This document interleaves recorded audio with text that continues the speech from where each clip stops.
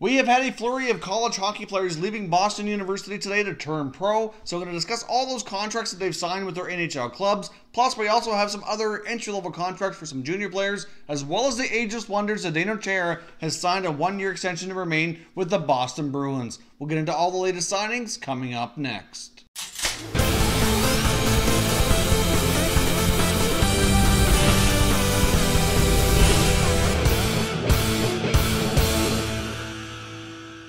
Hey everyone, and welcome back to another video here at Top Shelf Hockey. If you're new to the channel, thanks for stopping by. We review and discuss all 31 NHL teams, so if you're a huge hockey fan, consider subscribing and clicking the bell so you don't miss anything. So as I mentioned, we have a flurry of NHL signings here to discuss today. We might as well get started with the one NHL extension on today's list, and that's the Boston Bruins longtime captain and the ageless wonder, Zdeno Chara, who's signed on to play one more year with the Boston Bruins. Now, this doesn't come at a huge surprise. Chara's actually had a pretty decent season. As we know, he's kind of kept himself in excellent shape. He could be the newer Jaromir Jagr and continue playing for a while yet. It's really hard to say, but it certainly, makes sense that he and the Bruins take this 1 year at a time. The way the Bruins and Chara structured this contract, he's only going to have a cap hit next year of $2 million, but he has the opportunity to earn up to $3.75 million, the extra $1.75 coming in a variety of bonuses. Now, in my opinion, this is a little bit of a creative accounting on Don Sweeney's part, and as well as Chara's agent, to kind of make the numbers work a little bit better for the Bruins when it comes to the salary cap amount that's allotted here. The biggest chunk of these bonuses comes in the form of $1.25 million, which is a games played bonus, and he only has to play 10 games to achieve that bonus. So that should be pretty easy to do. I mean, obviously, as Chara gets older, there's always a possibility he could run into more injuries or whatever, but, obviously that's more likely going to happen and be an easy way for him to get a nice big bonus check. The other bonuses include a $250,000 bonus if the Bruins qualify for the playoffs. And of course, as strong as they are this year, it's hard to imagine they won't make that next year. And there's another $250K if they go on to win the Stanley Cup. So obviously that's, probably going to be a little the toughest one of the bunch here to achieve. But still, either way, he can make up to $3.75 million. And at the age and the way he's been playing, I certainly think it's a very fair contract for him to remain with the Bruins. He's a big part of that team, been a captain a long time, a great leader for them. So that's a big signing for the Bruins to keep him in the fold for one more year. And I said I'll gladly give Don Sweeney some kudos there for some creative maneuvering around the salary cap in the bonus structuring for his contract.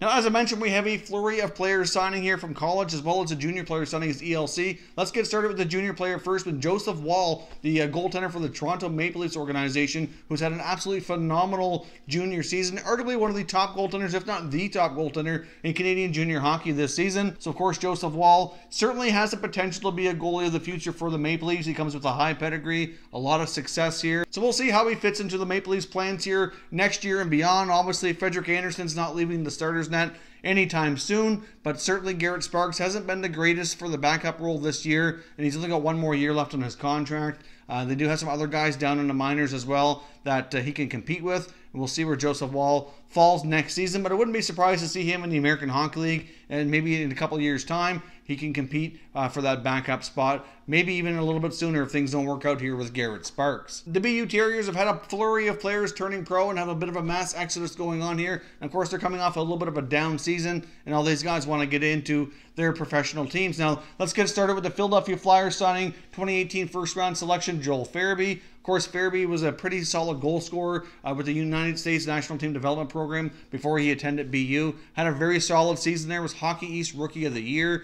He, along with guys like Morgan Frost, who are expected to compete for spots with the Flyers roster next year, certainly have a very bright future in Philadelphia. And even though the Flyers are pretty much guaranteed to miss the playoffs now after their falter here down the stretch, they do have some pretty good young talent coming up the ranks here to kind of hopefully give them a better shot moving forward. BU goaltender Jake Oettinger is signed with the Dallas Stars, so he signs his 3-year entry-level contract here as well. Now, of course, Jake Oettinger was a 2017 first-round selection as well, and of course, we don't see a lot of goaltenders be chosen with first-round selections. Nowadays, we've seen too many guys in the goaltending position be drafted very highly, and then unfortunately turn out to be bust or not great long-term NHL goaltenders. So teams have been a lot more skeptical with those selections, but the Dallas Stars did not hesitate at all to select Jake Oettinger with their 2017 first-round pick. And so far in his time with BU in his 3 years there, he's put up some fantastic statistics. This past season, he finished with a 2.4 .445 goals against average and a .926 save percentage. So considering where everything's at with the Dallas Stars organization, I must say the tandem they have for this year with Bishop and Hudobin hasn't been too bad. But neither goaltender is super young and should create an opportunity for Oettinger to hopefully get into their minor league system, get some pro experience here, and certainly compete for a job at the NHL here over the next year or two. But Jake Oettinger, again, like Joseph Woll for Toronto, could potentially be a goaltender of the future for these guys. He's certainly, one of the brighter prospects in the goaltending position around the NHL. So it's great to see the Stars get him under contract and start his pro career and pro development.